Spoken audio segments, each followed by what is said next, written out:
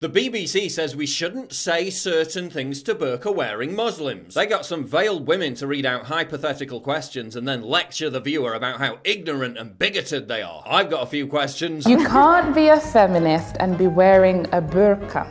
If anybody was to say that to me, they would be like, oh, she's the biggest feminist you can find. Okay, so why did one of the first ever Arab Muslim feminist groups, the Egyptian Feminist Union, encourage women to discard their burqas? The very act of Arab feminist leaders like Huda Sharawi discarding the burqa was one of the symbolic acts that led to Muslim women in Egypt winning the right to an education. Rejecting the burqa has been an integral part of actual feminism in the Middle East for nearly 100 years. If feminism is about a woman's right to make her own choices, then this is one of it. Really? Did the 16-year-old girl in Canada who was strangled to death by her own brother for not wearing the veil get to make her own choice? Did the 4-year-old girl in India whose father smashed her brains out on the floor after her head covering slipped get to make her own choice? Why are children as young as 3 and 4 made to wear the burqa and the hijab at all? Did they get a choice? Do these women in Saudi Arabia look like they had a choice as they're literally herded around like farmyard animals? Did the woman in Saudi Arabia who wore a skirt get a choice? Oh no, that's right, she was hunted down by the police and arrested. The niqab is so practical. Practical?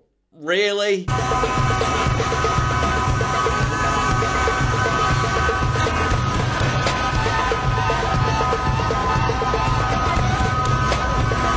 So practical. The niqab is so practical. Islam is so oppressive.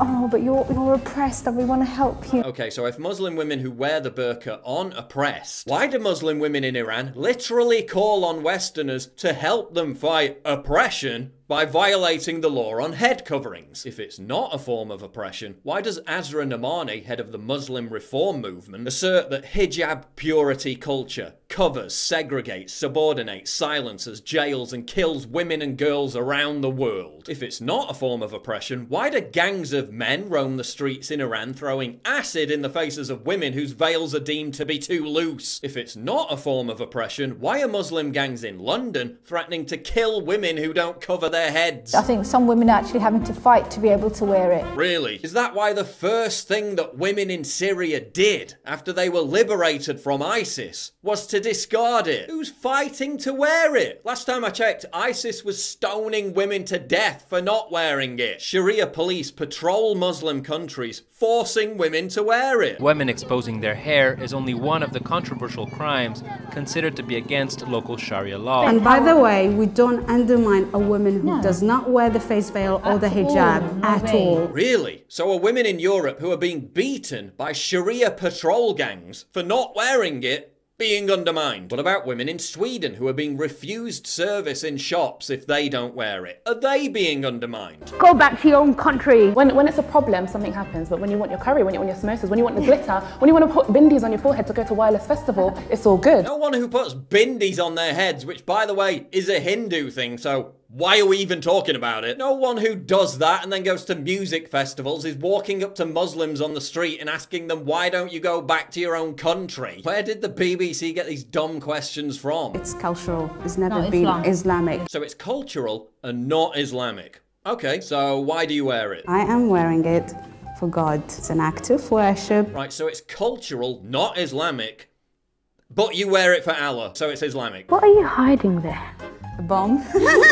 Yeah, why are you laughing about suicide bombings less than 3 months after a suicide bomber in the UK blew up a bunch of kids at a pop concert? I've also got a few questions for the BBC. Why are you using taxpayer money to normalise the oppression of women? Why are you trying to popularise something that's clearly abnormal for an open liberal society? Why are you also trying to normalise other backward Islamic practices like people marrying their cousins? Something that's caused a huge spike in childhood deaths in the UK of Muslim children. Why are you continually shoving regressive belief systems down our throats in the name of progressivism and diversity? Women being smothered in black cloths to obey the whims of a brutal, archaic 7th century patriarchy isn't progressive.